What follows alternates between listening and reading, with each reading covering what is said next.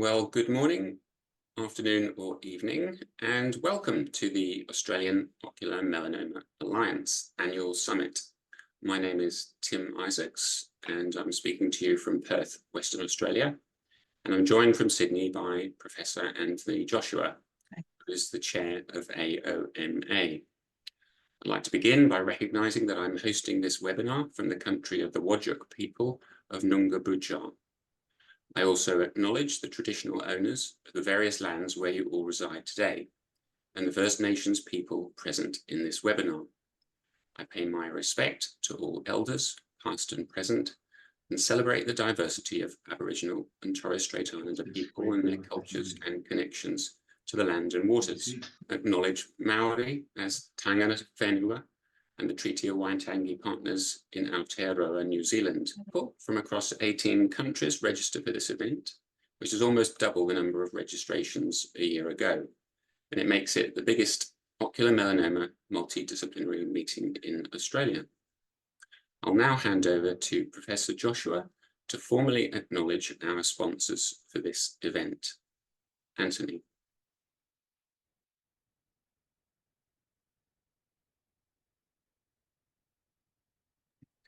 I have to acknowledge our sponsors, without whom this meeting would have not been possible. Their generous support has allowed us to benefit not only the patients, the science, as well as the nursing staff that work tirelessly to help patients with ocular melanoma. Specifically, our platinum sponsor is Medison, who are the drug company that are associated with the Kimtrack product. Our gold sponsor is Idea Biosciences, and we'll hear from them later today, who have a number of exciting trajectories in the space. And our bronze sponsors are the Save Sight Institute at the University of Sydney, as well as Eckert and Ziegler. Thank you very much to all four of you. Your generous support is very much appreciated. So we have a total of 18 different speakers over 7 sessions, bookended by our international keynote speakers from the USA and UK to allow for time differences in their countries. So our first session will run until 10:55 Australian Eastern Standard Time, when we'll take a 20-minute break for morning tea. At the end of each session, there will be a Q&A. So if you have questions, please submit these via the Q&A function, not the chat function. I ask the speakers to please respect the time guidelines. They will receive a 1-minute warning via the chat function in Zoom. At any point during the summit, donations may be made to ocular melanoma research. You can donate via our Ocular Melanoma Research webpage. The link is in the chat box. All donations go to ocular melanoma research coordinated by Melanoma and Skin Cancer Trials and its special interest group, AOMA. All donations over $2 are tax deductible. And with the end of the financial year only 2 weeks away, now is a great time to make a tax deductible donation and support Australian ocular melanoma research. With that said, it's now my great pleasure to introduce our first international keynote speaker, Dr. Richard Carvajal. Dr. Carvajal is the Roy J. and Tara Zuckerberg Professor in Medical Oncology and the Deputy Physician-in-Chief and Director of Hematology Oncology at the Northwell Health Cancer Institute in New York. His research focus is on cancer drug development and melanoma, with particular expertise in rare melanoma subtypes.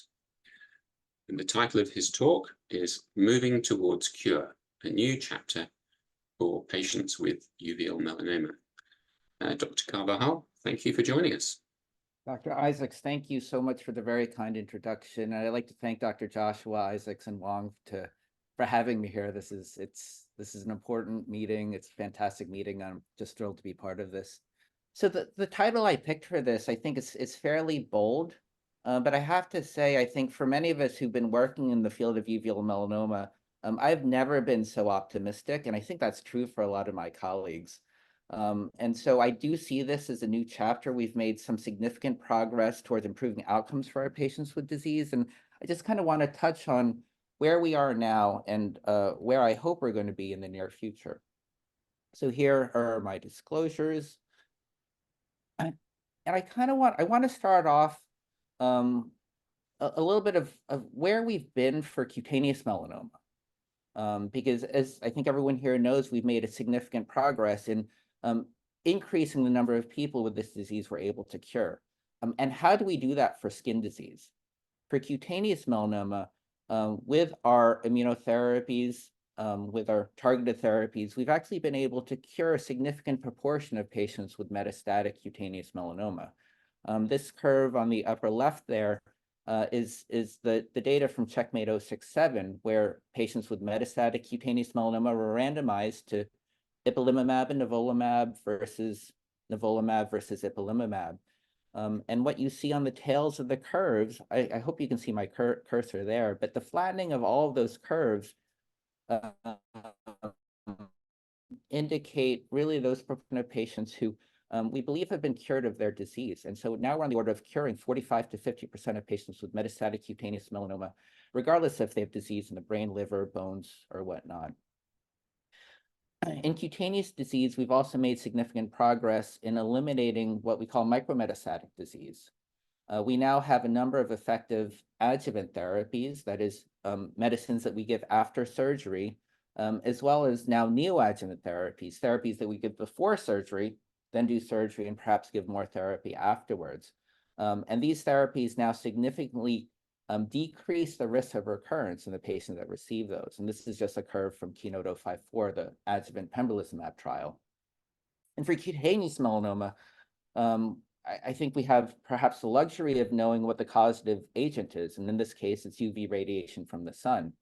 And so with sun protective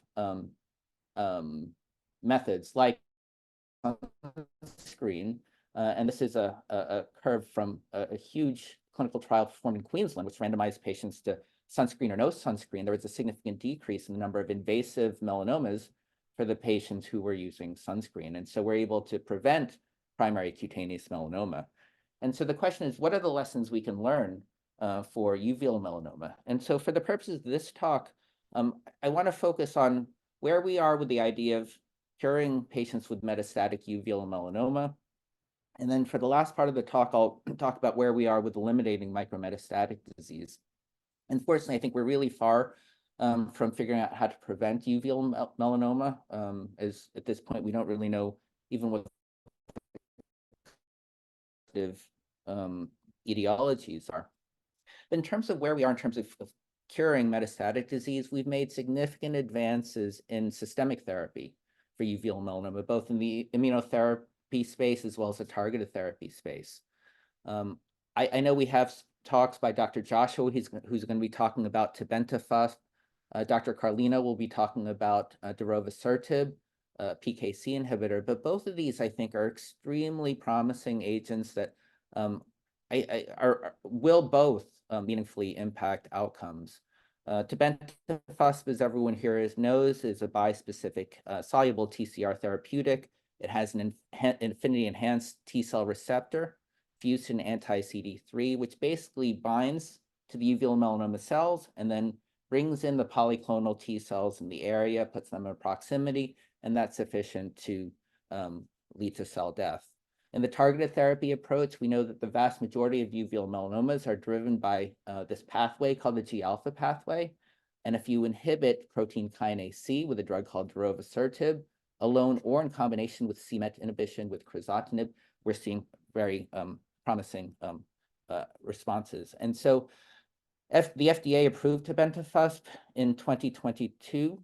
This was the first systemic agent to be approved for uveal melanoma based upon the data showing that it meaningfully improved overall survival in patients. And this is the first drug that has been shown to do that. Although I would say that many of us who use this agent, who treat patients, have patients who are out 4, 5, 6 years or longer on this drug, unfortunately, the majority of the patients will ultimately progress. And so what I'm going to show you here on this slide, as well as the next slide, is a lot of data, and there are a lot of rows, but each of these rows is a clinical trial trying to improve upon the efficacy that we've seen with tebentafusp, perhaps with darovasertib. And listed here are all of the systemic immunotherapies that I was able to find when I searched just a few days ago. Many of these looking at checkpoint blockade, plus other strategies like blocking VEGF, blocking PARP, and other mechanisms, include cell therapy, tumor infiltrating lymphocytes, and so forth. And I show this not to go into this in detail, but just to say there's a lot of effort in improving outcomes through these clinical trials. In addition to the immunotherapy trials, we have a number of trials looking at various epigenetic therapies and targeted therapies, that is, looking at the genetics or the epigenetics of the tumor, trying to modify it to improve outcomes. And these are some of the important trials that are either active and not accruing right now, which are shown in red, or in the darker blue are the ones that are actively accruing, including several darovasertib trials, an agent by Novartis called DYP688, and others.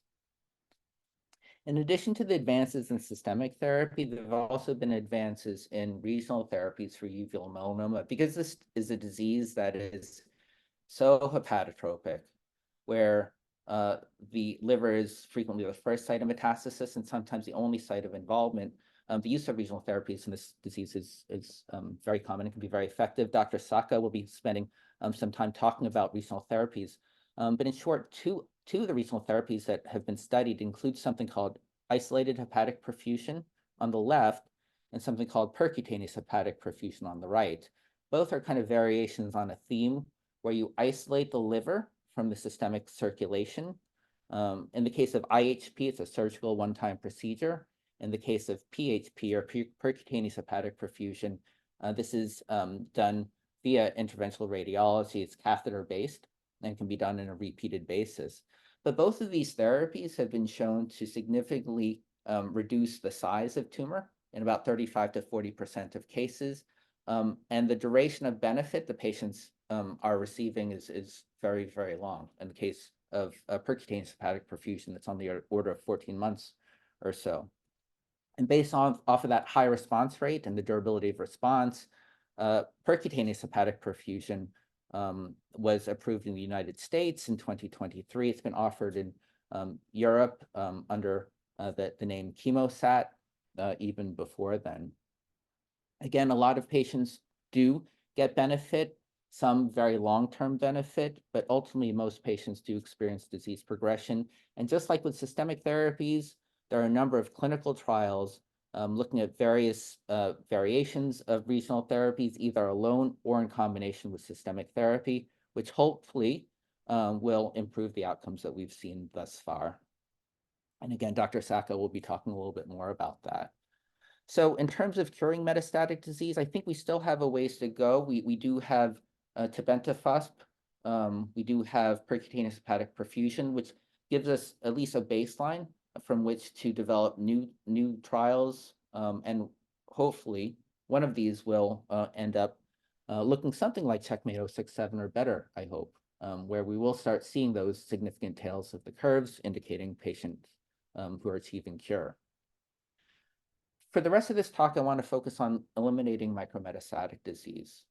And why is this important? Again, I think everyone in the audience knows, despite the fact that we're able to effectively control the primary uveal melanoma with radiation or with enucleation, unfortunately, 40 to 50% of patients will develop recurrent disease, usually in the liver, and have to require treatments for that. So those recurrences are occurring because there's micrometastatic disease in the body, in the liver at the time of treatment of the primary lesion. So the question is there a way that we can eliminate that micrometastatic disease, decrease that risk of recurrence, and that way improve the number of patients who we can cure? Strategies to eliminate micrometastatic disease are listed here. In many cases for cancer, historically what's been done is we've looked at what has worked in patients with metastatic breast cancer, for instance, or metastatic lung cancer. And then we've taken those into the postoperative setting. After resection of the breast mass, we've given chemotherapy. and seeing if that helps. And so that's one strategy certainly that we can take in uveal melanoma with agents such as tebentafusp, perhaps with percutaneous hepatic perfusion and other agents. The other strategy is to perform what I call signal-seeking adjuvant trials and take the most promising therapies forward in confirmatory trials. The reason why I say signal-seeking adjuvant trials is because to do a pivotal definitive clinical trial proving that one preventative therapy is better than observation, that would require a randomized trial with over 300 patients, which would take a long time and would expose patients to therapies that may not be effective. And so if we could perform signal-seeking smaller trials that may identify those treatments that are worth taking to larger trials, maybe we should consider that. I'll briefly talk about the data that has been presented regarding sunitinib and a trial that was just presented at ASCO this year, looking at adjuvant ipilimumab and nivolumab. And then finally, I'll spend a little bit of time talking about the idea of signal-seeking neoadjuvant trials. This is something that neoadjuvant therapies now is standard for cutaneous melanoma. I'll talk a little bit about that data, but maybe we can use signal-seeking neoadjuvant trials in uveal melanoma to figure out which are the most effective and promising therapies to take forward in confirmatory trials. So if we start with number one, looking at tebentafusp. So we know tebentafusp meaningfully improves overall survival. It helps people live longer. It's HLA restricted, so this is only an option for patients who are HLA-A*02:01 positive. This drug works in a kind of a funny way. So for most therapies in cancer, it tends to, therapies that impact overall survival also tend to shrink tumor. And sometimes the likelihood of shrinking tumor is associated with that survival benefit. For tebentafusp, and this is data from the phase 2 trial that was conducted, but for tebentafusp, the likelihood of major radiographic shrinkage, that is major shrinkage of the tumor, is only about 5%. Another 20% will have maybe what we call minor shrinkage, and another 23% of patients will have a little bit of tumor growth that doesn't hit that threshold for what we call progression. And so up top here is what we call a waterfall plot. Each bar is a patient. If the bar goes down, that means the tumor is shrinking. So you want all the bars here going down. And you can see some do go down, but a lot go up. And on the bottom is basically how well people do in terms of survival. And this you want the bars to be going up. And so what you see is that although the patients who have the tumor shrinkage, the bars go up here, even if you have just minor shrinkage, a little bit of shrinkage, the bars still go up the same. And so in this case, the degree of tumor shrinkage doesn't seem to predict overall survival benefit. In fact, in some patients who had the tumor grow, they still had a significant improvement in their outcome, in their survival.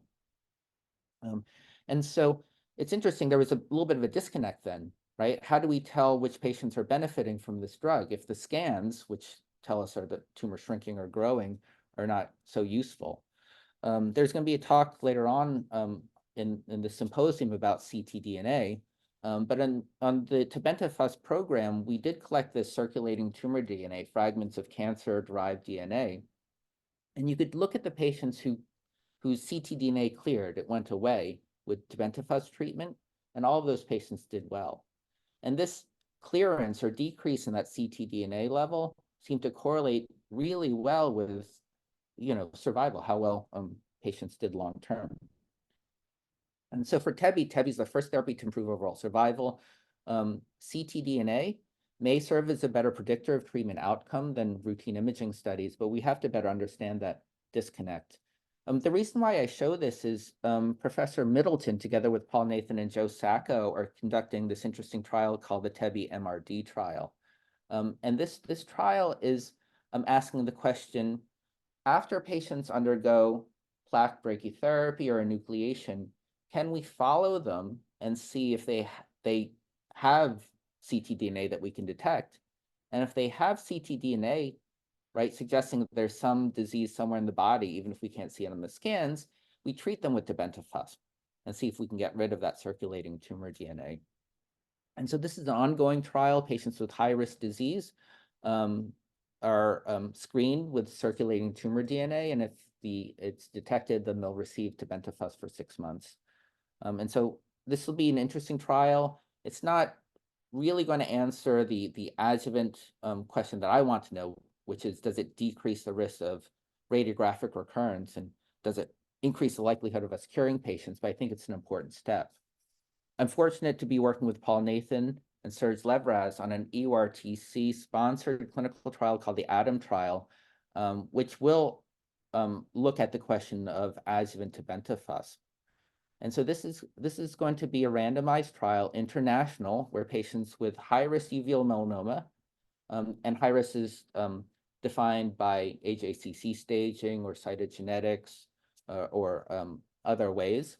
And patients who are high risk, who are O201 positive, will be randomized on a 1-to-1 ratio to either 6 months of tebentafusp or observation. And we'll be following patients to look for recurrence. It's a big trial. We're going to randomize 290 patients to try to answer the question, does tebentafusp after primary treatment reduce the risk of recurrence? I'm going to move on to number 2, the idea of signal-seeking adjuvant trials. And again, you can get the sense of the size, right? That TEBI adjuvant trial is 290 patients. It's expensive. It's going to take a lot of time. It's a lot of commitment and effort on the parts of the patients and families to do those. So we want to see, can we use smaller studies to figure out which agents we should take forward. Thus far, there have only been 4 randomized adjuvant trials that have been performed.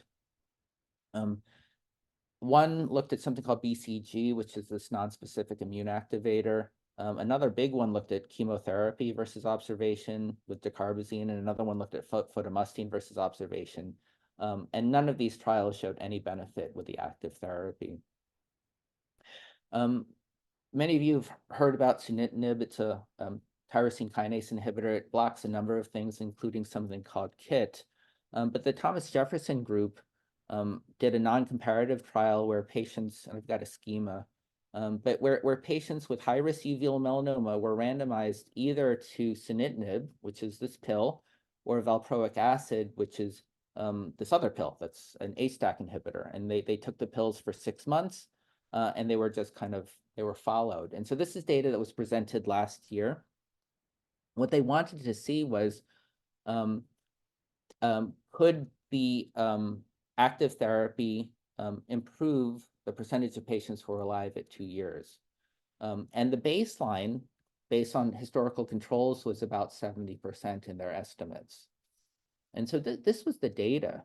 So at 2 years, historical control was 70%. Right, so that means 30% of patients would have passed away, unfortunately, at that time point. What they found with both Sutent and valproic acid is the number of patients that were alive at that time point were over 90%. Okay, so this is not a real randomized trial, but it's an interesting signal. And again, that was based off of this retrospective study that they did here by Valsecchi, where they looked retrospectively at patients treated with sunitinib versus a control group. And there, they also showed improved outcomes. Now, there have been a number of other signal-seeking trials in the adjuvant setting for uveal melanoma, looking at things like intraarterial photomustine, so photomustine into the liver, interferon, immunotherapy with ipilimumab, a small trial with dacarbazine and interferon, and a trial with crizotinib. And none of these other trials showed any sort of benefit. Just a few weeks ago at ASCO in Chicago, Dr. Rapis Suwan from Georgetown presented his phase 2 single-arm multi-center trial of adjuvant nivolumab and ipilimumab in patients with high-risk uveal melanoma. The schema was shown here. Basically 50 patients with primary uveal melanoma that were deemed high risk based off of cytogenetics, gene expression profile, or AJCC stage, received 48 weeks or up to 48 weeks of ipilimumab 1 milligram per kilogram every 6 weeks and nivolumab 240 milligrams every 2 weeks. So this was the CheckMate 915 schedule. Single arm trial, but was compared against a historical control. This ipi-nivo concept was based off of a couple of retrospective series and prospective studies showing that the response rate that we could get, the degree of tumor shrinkage, was higher than what we had seen with single agent PD-1 or ipilimumab. So the likelihood of shrinkage in the mid-teens, and the survival was also promising.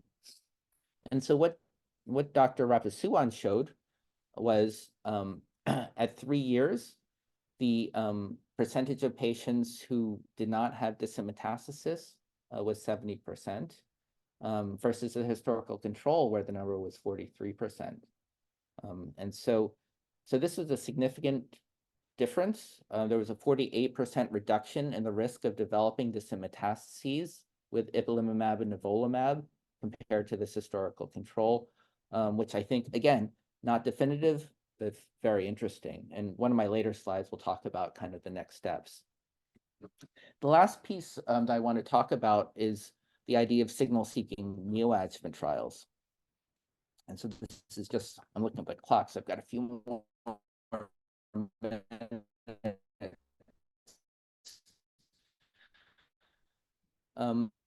In the cutaneous melanoma space, we've been looking at the idea of, is there a difference between doing surgery and then treatment, or doing treatment, then surgery, then more treatment? And so this idea of adjuvant immunotherapy is up top here, where you get surgery, you treat with the immunotherapy, and you activate the immune system.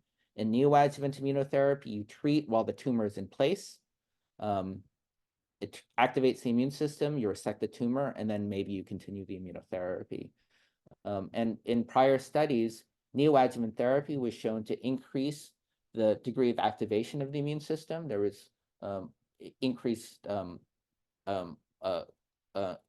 clones and the development of new T-cell clones that were able to recognize the tumor with neoadjuvant therapy. And in a clinical trial called SWOG 1801, the outcomes for patients in cutaneous melanoma who got pembrolizumab before surgery was better than patients who got surgery and then pembrolizumab. At ASCO, there was a trial again in cutaneous melanoma looking at neoadjuvant ipilimumab and nivolumab versus adjuvant therapy. And the outcomes are here. The event-free probability at 1 month was 83%, 84% with neoadjuvant ipi-nivo versus 57% with adjuvant. So now we have multiple trials showing that, at least in immunotherapy, neoadjuvant therapy is better. In the neoadjuvant setting, if you get a major pathologic response, when you cut out the tumor, and if you don't see any tumor left, or if there's just a little bit left, those patients do really, really well with immunotherapy, whereas if there's a lot of tumor left, they do less well. And you see the same sort of trend with targeted therapy as well, but the outcomes aren't as good universally for the patients to get the path complete response. And so why do I say that? I do all of this in kind of preface to this. Again, darovasertib, which is a targeted therapy targeting protein kinase C, is based off of work that goes back to as far back as 2012 and before, showing that inhibition of protein kinase C can lead to tumor death. And there have been clinical trials of PKC inhibition, first with a drug called sotrastorin, which is a kind of non-specific-ish protein kinase C inhibitor, where there was a little bit of activity, a response rate of 3%. Darovasertib is a next-generation PKC inhibitor that's a little bit more specific for the novel isoforms with a higher response rate. And then if you combine darovasertib with crizotinib, c-Met inhibition, here you're getting a response rate of 30% in all comers, which is, and many of these responses are durable. So what was interesting in these DARO trials is that some of the patients who were treated had the primary lesion still in place. And so this is a 70-year-old patient who at baseline had the eye tumor there on the PET. There, I don't know if you can see my pointer. This patient started darovasertib by itself, and at 2 weeks, this is what happened. Significant decrease in metabolic activity, decrease in the size, clinical improvement in the vision. This is another 50-year-old patient who at baseline had the eye tumor in place there. This patient was treated with both daro and crizo. And By 5 months, you can see the significant radiographic improvement. There was a 67% reduction in the size of this lesion, and the patient remained on treatment at 5 months. So I suspect someone else is going to be talking about this trial, but this was a big deal. Congratulations, Anthony, on conducting this. But this is a phase 2 trial of neoadjuvant darovasertib in patients with localized ocular melanoma. It's a big deal. Where in this case, patients who were scheduled to undergo enucleation or who could not get plaque brachytherapy due to size or location initially received neoadjuvant daro for a month, then underwent surgery, and then had the option to get more daro. And then there was kind of an expansion, a treatment cohort of 12 patients, where these patients received neoadjuvant daro for up to 6 months, and then definitive treatment, and then could get more daro after. And these are the outcomes. I would just highlight the waterfall plot on the right. These are the 12 patients on the treatment arm. 10 of the 12 had tumor shrinkage. The median reduction was 47%. But what was really cool here is that only 3 of the 12 patients had to go to enucleation, right? The other 9 patients were able to preserve the eye, and many had symptomatic improvement. And so IDEA is now expanding this experience, and there's an ongoing phase 2 trial of daro by itself as neoadjuvant therapy, followed by adjuvant. 2 cohorts, one cohort of 40 patients who are scheduled for enucleation, with the idea of seeing, can we actually do what Anthony did, decrease the risk, the need for enucleation.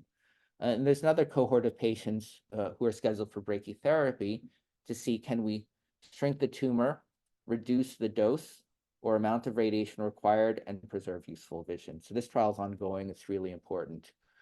And so this is a slide of all of the recent or ongoing adjuvant and neoadjuvant now trials for uveal melanoma. Up top are the 3 neoadjuvant trials, including the NATAM trial that I just spoke about, the ongoing daro trial run by IDEA.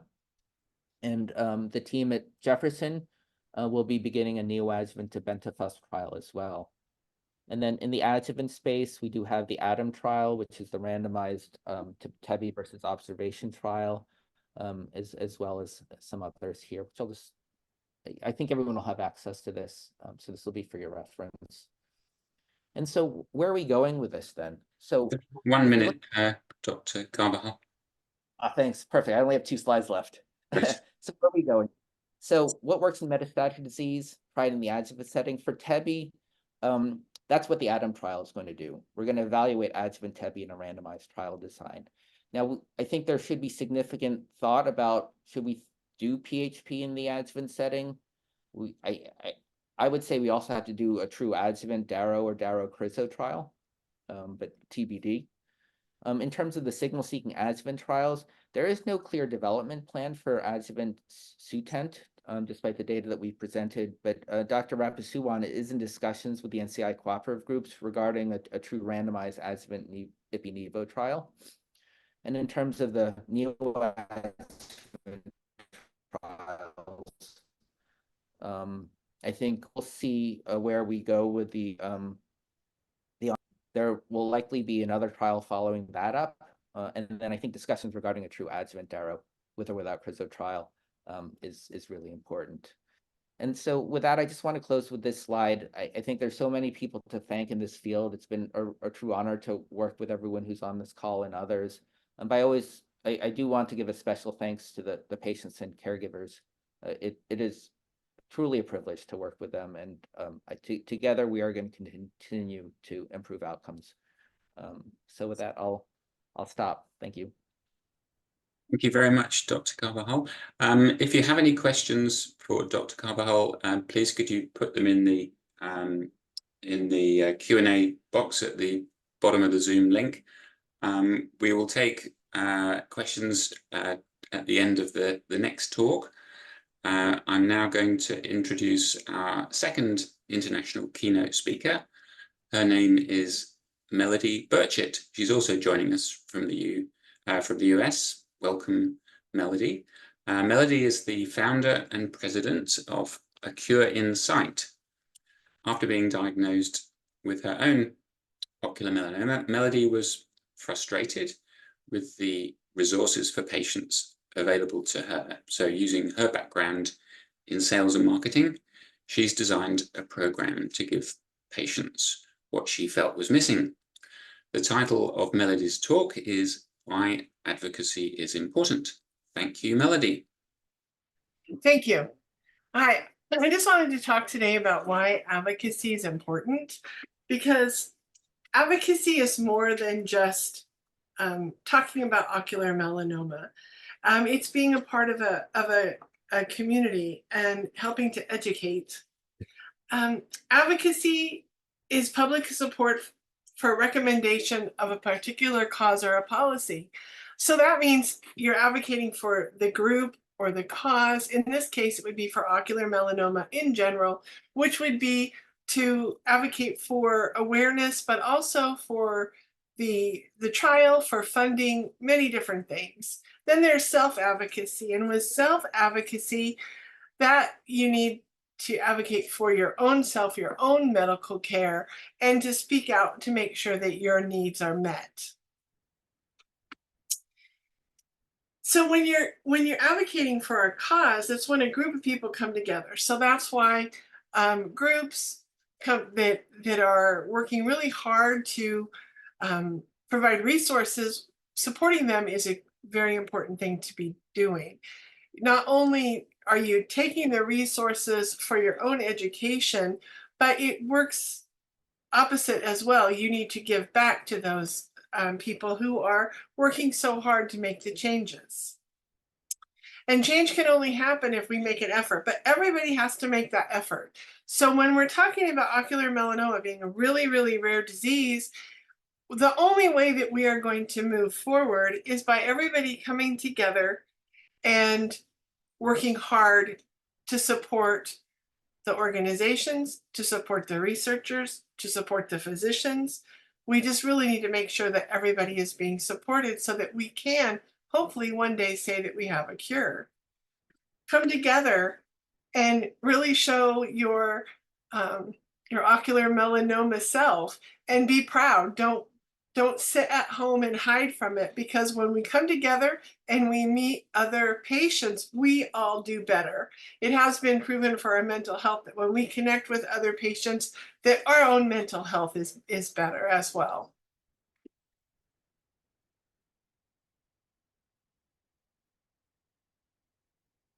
Educational material is a huge way that you can be an advocate, even if you don't like to talk to people, if you don't want to be out in a spotlight, you don't want to go gather, that's okay. There's plenty of printed materials that you can find from organizations, you can get from physicians, from researchers, lots of organizations that you can find printed materials. With the printed materials, you just hand those out to people and tell them to take a look at it, tell them to go get a dilated eye exam. For ocular melanoma, that's probably the best way that you can be an advocate, is to say, go get a dilated eye exam. If it's found early, there's better chance of survival. But also there's many other things that can be found in a dilated eye exam. So having people go get their eyes examined earlier is always better, not just for ocular melanoma, of course. You know, we all have these great people that are out doing really wonderful things to bring awareness to ocular melanoma, and we want to keep this up. We want to make sure that we're supporting them. And for at home, being an advocate is to say, hey, good job. Share, if you're on social media, share their posts, share their information. If you go to YouTube, share those things, ask your friends and family to share them. Subscribe to channels. You know, social media is a huge way that you can be an advocate for ocular melanoma as a whole.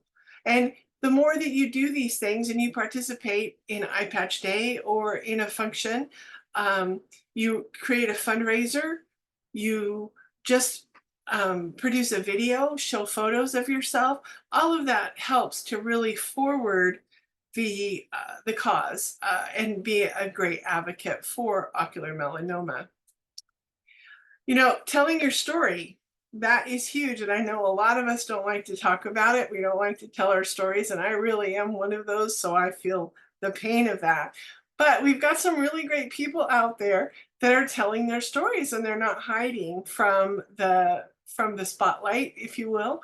They're out there saying, hey, this is real, and this is something that happened to me, and this is why you need to get your eyes dilated. This is why you need to help me support research. This is why you need to make a donation, and let other people know that you are more than just your eye, that this is a cancer that is not just your eye. If you have vision disturbances, then you need to let your friends and family know that, hey, this isn't all about my eye, but hey, if I run into you, bump into you, you just be truthful and honest, because that's the best way to be an advocate about ocular melanoma, is to be honest about what it is and not hide behind that, because we've got some really great people that are out there telling it like it is. The other thing is take part of days. We've got a lot of days on the calendar. There's World Cancer Day. That's a great one to take part in. It's just sharing stuff, letting people know. But there's also tons of events that you can get on, and a lot of them you can join no matter where you are. Like our Steps for Sight, that that's one of those things that everybody just goes and does a walk a day and take steps. It is really is a very easy thing to do. Another thing that is hugely important is to support clinical trials. You just heard Dr. Carvajal talk about a lot of clinical trials and the data, but none of that would happen if patients weren't involved in clinical trials. So even if you are not at a part or in your journey where you need a clinical trial, just promoting clinical trials to others is a huge step, because you're letting people know that we are advancing research, and we have great researchers out there that are doing some really great work. So, when you start looking at things that are going on, just get involved as much as you can. Be a buddy. Find somebody that's newly diagnosed and be a buddy. You want to be an advocate for ocular melanoma. That's a huge way. Is just to go out and find somebody that needs a little help, somebody that's struggling. If you're a veteran in the journey, then go out, offer to be somebody's buddy and help them through their journey, because most of us have said, I wish I would have known when I was first diagnosed. I wish somebody was there for me when I was first diagnosed. So you can be that for somebody else, and that's a real positive thing. That's a super way that you can advocate for ocular melanoma. Now, the other way is with research and a community. By supporting research and supporting a community, that's a huge step. How would you do that? Is you would promote clinical trials, promote the need for self-advocacy, promote the need for support of other researchers. So now we're going to kind of switch it a little bit and talk about advocating for your own self. And that's a whole different ballgame. And every country, it's different how they handle the medical expenses and medical care. So some of this stuff you're going to have to kind of figure out what works best in your country. But you need to advocate to make sure that you're getting great medical care. But not in the United States, not every physician who you run across that treats ocular melanoma is a very experienced physician. Medical expenses, sometimes even in countries where they have their medical is paid for, sometimes there are procedures, trials that are not covered. Travel is a big thing. You have to travel for your care. And if you want care somewhere, you have to make sure you let people know that you want care, but you have to travel for it. And then the biggest thing to me right now is mental health. Mental health is not supported enough in ocular melanoma. It creates a tremendous burden on many of us, and we carry that burden all by ourselves. asking your providers for mental health referral is a really good thing to do. It's not something to be ashamed of. It's not something that you should be afraid to ask. It's something that you should be proud that you're stepping up and saying, hey, I need a little bit of help with this, because this is a disease with a real heavy load. And there's nothing wrong with asking for some support along the way. So when you are advocating for yourself, there's just some big things that you need to do, is to make sure that your voice is heard in your healthcare decision. You don't want to just say yes, yes, yes to whatever your doctor says if you do not feel that that is the best decision for you. If it is not the best decision for you and you want to do something else, then you have to speak up and make sure that your healthcare provider understands your concerns. If you don't stand up for yourself, your physician is going to think that you are fine with that and that that is a good plan for you. And nobody's going to know if you don't stand up and advocate for yourself and say, no, I'd rather not do that. I've heard about this or that, and look into something else. You know, if you want to look at some of the trials that Dr. Carvajal was just talking about, you've got to raise them to your healthcare provider and say, hey, I heard about this really good trial. Am I a candidate? Would it be appropriate for me? And have that discussion, have an honest discussion with your healthcare provider. And that brings us to the access of appropriate care in clinical trials. If you are in some place that does not have a center of excellence or a highly skilled team with ocular melanoma, ask for that. Ask, you know, if you don't have the trial for me here, where can I get this trial? And find out how you can be included in trials that might not be close to home. The biggest thing right now that I'm seeing patients complain about is access to affordable medicine. When we're talking about medicine that is not the top medicine that the insurance companies might think that we need, sometimes our insurance companies won't let us get what we feel we need. But this is where you have to take it a little bit step further, and you might have to actually advocate to state, federal governments and say that, you know, affordable medicine is important. It's a big thing right now in the United States. There's a lot of bills that are going around in our legislature trying to bring down the cost of medicine. Unfortunately, with ocular melanoma, our medicines are really expensive because they've taken a lot of time and effort to develop, and they're expensive.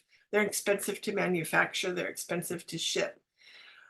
So some of the trial drugs or the drugs that are just approved are not going to necessarily be affordable, but perhaps our government can help us out so that we can afford them. You should advocate for safe and high quality care. You need to make sure that you're seeing a physician who understands ocular melanoma, and if not, ask them to consult with an ocular melanoma expert, because you need to make sure you're getting the highest quality care. Respect is a big thing that most of our centers in the United States, we're lucky that they do respect patients and they want the best outcome. But just make sure that you feel respected and you feel that your questions are being answered and that you are getting the care that you're actually seeking. And if you have access to a professional patient advocate to help you with this, then by all means seek one out. It's a very important thing to do, to have somebody stand with you. If you can't hire a professional, you can have a family member or a neighbor, a friend, come to your visits and help you get your voice out there to your physician to make sure that you're getting what you want and what you need. You have rights and you should speak up for your rights, and part of advocating for yourself is to making sure that you have these rights. You have right to access good care, access clinical trials, and access medicines. That's a really big deal. If you don't have access to something, then you're not going to know if it works for you. So you need to make sure that you're discussing this with your physician. Safety, you need to make sure that you feel safe and that you have safe treatment options and that your treatment options are being explained to you and you understand any side effects that might happen. Respect. We spoke about that a minute ago. You need to respect your physicians and they need to respect you back, because that's what makes a good partnership. And in order to have a good quality care team, you need to have a partnership. And this includes many different people. And you can bring as many as you want in. So you could bring, your maybe a nurse practitioner, maybe a nurse navigator, your physician, maybe part of a research team, your clinical trial team, patient advocacy team, a mental health team. Bring together everybody and have them work in partnership with you to make sure that you're going forward with your diagnosis in the way that is comfortable for you. You have the right for information. You should have information about your disease and make sure that the information is presented in a way that you can understand and digest it, that it's at your level, that it's not so high level textbook that you don't understand. Privacy is a big thing. If you do not want somebody with you in your care team, ask for them to not be included.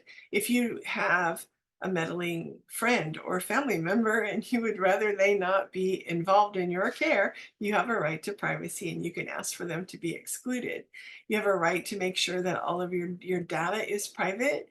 For clinical trials, of course, you get resorted to being just a number, but that's good because your privacy is protected. So privacy is a big thing and it means a lot of different things. So make sure that you feel that your privacy is protected in any way that works for you. Feedback is a really big deal. I think if you give feedback to your nursing team, your physician team, mental health team, as well as your family and friend units, give feedback to them and let them know how you feel about things. Let them know how things are going for you. And when you give the feedback to your clinical trial team or your physician's team, let them know that, hey, I really would have liked this, or hey, you guys really did a great job on that. I really felt good when you did that. I don't feel so good when you did do that. That way they can fix it. They can hopefully not miss it for the next patient that comes behind you. So these are all things that you have the right to do. You have the right to speak up for. And as responsible patients, we should be speaking up for our rights and letting everybody know this is what we want. If you don't tell them, nobody's going to know. I think that's the biggest thing with self-advocacy, is we don't use our voices enough. So if you're not telling people, how would they know? And then we kind of get upset when they don't understand us or they don't know. But that's because we didn't tell them in a way they could understand. You have rights of medication. You have the right to the right kind of medication. In ocular melanoma, this one's a little tough because there isn't always a right medication. But if there is a medication that you qualify for, you have to make sure that you're not asking your physician for something that is not right for you. But if the care team has come together and said, this is a good decision, it is the right medication for you, then you have the right to get that. You have the right for time. You need to make sure that you're given time, that people are spending time with you, they're explaining things, and that you're not rushed. You want to make sure that, especially if you're up for a clinical trial, that everything's being explained and you have time to think about it. If you're newly diagnosed and they want to do one thing or another, make sure you take the time to really think about what the treatment options are, especially if it's enucleation. If you're thinking, oh, maybe I should do that. Maybe I should do one of the adjuvant treatments and see if we can shrink that tumor so I don't lose my eye. You have the right to time. The right dose. Now, this is something that starts getting into medical advice. We're not going to talk a lot about that, but we want to make sure that you're getting the right dose of the right medicine at the right time. The right route. Now, this is something that's going to vary depending on your physician team and where you are in your ocular melanoma journey. If you're diagnosed and your eye is treated, you don't really have a route to be on because you're just waiting, going through your scanning. but you do have the right to ask for scans and to make sure that they are being followed and that you have some kind of a roadmap, a game plan to get you through. The right position, you need to make sure what your position is, how you feel, find out what your care team's position is, and make sure that those are aligned. Oh, excuse me, hold on just a second, I went the wrong way.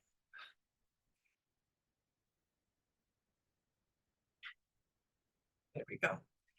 The right documentation, your medical records should be documented. Everything should be documented, and you have a right to see that. You have a right to look and find out what they're saying in your medical records. And that's something that we all should really pay attention to. What are they writing? Are they writing something that is correct? Because sometimes what you think they're writing isn't exactly what's in there. And then you also have the right to refuse treatment. Everybody has the right to refuse treatment.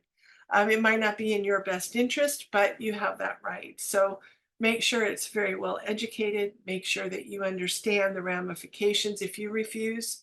But there are many people who get to a point with their metastatic melanoma, especially, that they say, I'm done, I've had enough, I want to stop. And you have that right to do that. Communicate with your healthcare team. This is the biggest thing that you can do to advocate for yourself, is to make sure that you are communicating with your healthcare team. They need to understand what it is that you're wanting, what your goals are. If you do not understand what they're telling you, it is up to you to advocate for yourself and to ask them to explain it to you again. They do not understand that you don't understand. You have to tell them. You have to make a good relationship with your care team. It's very important that you know, they're not going to be your best friend and come to your house for dinner or anything, but when you walk in that office, you need to make sure that they understand you and you understand them, and that you have a good relationship where you can talk. And if you need an extra minute, you can say, I didn't understand what you said. Could you say that to me again? Could you re-explain that? I didn't quite understand what you meant. It's not being disrespectful. It's just getting the information that you need, but it's also telling the physician that you're just not understanding them, so that they can reword something in a better way that would make more sense to you. Sometimes physicians they talk a lot of doctor, and patients don't always understand the doctor talk. So sometimes we have to remind them that we're not doctors, that we are just patients, and that they have to bring it down a little bit more to our level. There's nothing wrong with that. It's not disrespectful. It's just being a responsible patient to make sure that you are getting everything that you need. Part of it being a good advocate is supporting the research and the community. You know, we need to support research. We need to make sure that if there is a clinical trial that we qualify for, and it will be in our best interest, that we are enrolling in these clinical trials, because without the clinical trials, the drugs cannot get approved. That's one of the number one things that I hear from pharmaceutical companies is, we had to scrap that program because we couldn't get enough people enrolled in the clinical trial. We can't move to phase 2 or 3 because we don't have enough people enrolled. So you need to know what clinical trials are an option for you. You need to seek out those clinical trials that fit you, speak to your physician, make sure that this is a good fit for you, and then do the clinical trials if you're looking for an adjuvant or a metastatic option. Clinical trials, it's the only way that we are going to get a drug approved is by doing clinical trials. So I can't stress how important supporting clinical trials are. No matter where we are in our journey, we can still support them by sharing information to other patients about clinical trials and making sure that everybody understands how important it is, because research can only go so far without actually doing a trial. So the end result here is clinical trials. In order to move things, you've got to look and see. So here is a link that you can look up for Australia. clinicaltrials.gov is in the United States, but look up clinical trials, get to know where they are, what they're doing, and make sure that you're looking at these so that you can support those. And there we go. And there's more on clinical trials. And that's it. We're done. That's all I have. Thank you so much, Melody. It was wonderful to have you take the time and trouble to join us from the States. It's great that someone has become an advocate for a particularly vulnerable group of patients, and we really thank you for your contribution. We have allocated 10 minutes for a Q&A. So if you have any questions for Dr. Carvajal or for Melody, please jot them down in the Q&A. I'm not seeing any questions in there myself, so I might just return to Dr. Carvajal and just I was interested, Rick, in the disconnect that you mentioned between tumor shrinkage and survival in tebentafusp trials. Just wondered if you had any ideas as to what's going on there. Are we talking about different tumor types that are maybe more and less responsive to the tebentafusp? Yeah, Tim, it's interesting that we saw that, but I always like to raise the fact that we've seen these sorts of patterns before. And so when ipilimumab was first developed for cutaneous melanoma, which was a huge deal, right? It was the first checkpoint inhibitor approved, meaningfully improved overall survival, but the response rate was 11%. There was no improvement in progression-free survival, and despite that, there was a significant impact upon OS. And I remember the discussions then, right? We were here like, well, this is the immunological response. It takes the immune system time to respond. It's not going to shrink the cancer like chemotherapy. And then Ipi-Nivo came around, where we're seeing significant response rates. And sometimes I think we forget that initial Ipi experience. So then when I see this Tebi phenomenon, I guess, where again we see the low response rate, really limited impact upon progression-free survival, but yet that OS, it's the same pattern. So that reminds me of ipilimumab. And we've certainly biopsied patients with residual tumors treated with with Tebi, I'm sorry, where there's no viable tumor left. So, why does that happen? I'm not really sure. But certainly it is something that we've seen with other immunotherapies. Thank you. We just had a question on the Q&A. What happens, perhaps best addressed by you, Rick, what happens if patients are not HLA-A*02:01 positive? What happens with this group of patients, please? That's a great question, because we say tebentafusp is a huge advance, no question. But if this is only impactful to 40 to 50% of our patient population, that's a problem. And so from a practical standpoint, what do we tell patients? Well, people who are not HLA-A*02:01 positive, those are the patients who are actually eligible for the ongoing Darrow-Crizo trial. And I'm sure that's going to be a major topic later on. And that data is really exciting. And so if patients have access to that trial, if they're able to get to that, if they're open to the idea of clinical trials, that's a fantastic option. But otherwise, there is no approved option other than Delcath for that population. I would say from the advocacy, Melody, from the advocacy standpoint, there's no reason other than financial why we can't create a Tebi for other HLA types. Sure. I would like to just point out, in view of Melody's comments about clinical trials, that the AOMA MASC trials do run clinical trials, and you can go to the MASC trials website for further details. We've had another couple of questions. Is there any data on Pembo, Tebi, Combi for metastatic Perhaps again, Rick, that's one for you. Not enough. That's a great idea as kind of a next step, to really look at the idea of checkpoint blockade combined with Tebi. I think some of the, and I think we have to sort out how things are going to get prioritized, but tebentafusp is really a first-in-class bispecific, and there are others now in development, one in particular targeting PRAME.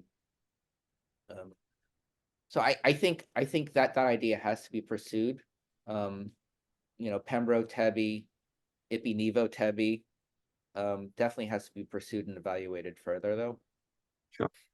And Melody, perhaps a question for you. Should I, as a patient, be placed on a clinical trial? I had brachytherapy and am now in a holding pattern of surveillance scans, crossing my fingers that they remain clear. What would you advise this patient's, Melody? I would say talk to your physician and find if there is a clinical trial available for you. For adjuvant therapy, there's not many and they have time constraints, but always whenever you're going to look into doing a clinical trial, make sure you discuss it with your physician team or do some research on your own and see if there is something that you qualify for. Because not all of us qualify for every clinical trial, but keeping up on what the trials are is always a helpful thing because you never know what you might run across. Indeed, yeah. Just staying with you, Melody, I just had a question. You mentioned mental health, and I think this is an area that we address poorly as doctors. What would your advice be to any patient newly diagnosed with this very challenging condition? I would say try to find a therapist that you get along with that might understand a rare cancer. You could talk to your physician and ask if there is one in your institution. I know in the United States, and that's really all I can speak to, is that there are some centers that actually have a mental health team that understands the weight of an ocular melanoma diagnosis. Yeah. People that don't have this diagnosis don't understand what it's like. They don't understand it's life-changing. You've got a lot of things that are mechanisms in there, and you're getting used to, probably you've got a change in your vision, but then you've got the weight of especially depending on what your biopsy might have shown, if you had a biopsy and had any kind of genetic testing, if you're a class 2 or something to that equivalent, that's kind of a hard diagnosis to live with when they tell you you're probably going to metastasize within 2 to 5 years. I was told that 13 years I'm still here, but I was told I had 2 to 5 years to live. It's a tough thing to handle. So I just recommend find a therapist that understands that, and talk it out, because as you're going through your time as an ocular melanoma patient, it gets easier as the years go on, but that first year is tough. It's really hard to kind of wrap your head around everything and to be able to say, that you're doing okay, but don't try not to hold it all in. It's okay to go to just ask for a therapist or a counselor, a social worker, anybody that you can talk to that understands a rare disease and a disease of this magnitude. Thank you for that. Just a couple of other questions. So one addressing registries that ocular melanoma patients can participate in. So there are a number of registries being set up. That will be the subject of one of the other talks today. So I think I'll just defer any answer to that one. Kieran Site does have a registry. We have a natural history patient input registry that we are looking at collaborating with other registries to try to get more information. And That's one of the biggest things you could do it to advocate also, is to share your information with every registry you can. You can't be in too many. You've got to get the information out there. Every registry is going to ask that question a little bit differently. So make sure that you're joining those, because that's big information for researchers and physicians. Yeah, sure. So I think that was all the questions we had on the chat. There was a specific question which I don't think it's appropriate to answer generally. But I think at this point we might move over to the next session.